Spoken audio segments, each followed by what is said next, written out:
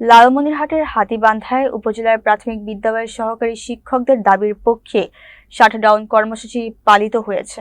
বৃহস্পতিবার সকাল থেকেই দিনব্যাপী উপজেলার শিক্ষা ভবনের সামনে বিভিন্ন সরকারি প্রাথমিক বিদ্যালয়ের শিক্ষকরা শ্রেণী কার্যক্রম বন্ধ রেখে একযোগে এই কর্মসূচিতে অংশ নেন। শিক্ষকরা জানান, জাতীয় শিক্ষানীতি অনুযায়ী পদোন্নতি, টাইম স্কেল, বেতন বৈষম্য দূরীকরণ সহ বিভিন্ন ন্যায্য দাবি দীর্ঘদিন ধরে উপেক্ষিত হওয়ায় তারা এই কর্মসূচি পালন করতে বাধ্য হয়েছেন। কেন্দ্রীয় কর্মসূচির অংশ হিসেবে তারা সরকারের কাছে দ্রুত এসব দাবি বাস্তবায়নের জোর দাবি জানান। শাটডাউন কর্মসূচির কারণে উপজেলার বিভিন্ন বিদ্যালয়ের পাঠদান কার্যত বন্ধ হয়ে যায়, যা অভিভাবক ও শিক্ষার্থীদের মধ্যে কিছুটা ভোগান্তি সৃষ্টি করেছে। শিক্ষক নেতারা জানান, দাবি পূরণ না হলে ভবিষ্যতে আরো কঠোর কর্মসূচি নেওয়া হবে। এ সময় শিক্ষক নেতারা উপস্থিত ছিলেন আহ্বায়ক আমিনুর রহমান প্রামাণিক, সমন্বয়ক আমিনুল ইসলাম, আরিফ বিল্লাহ, আজিজুল ইসলাম সহ অন্যান্য সদস্যরা।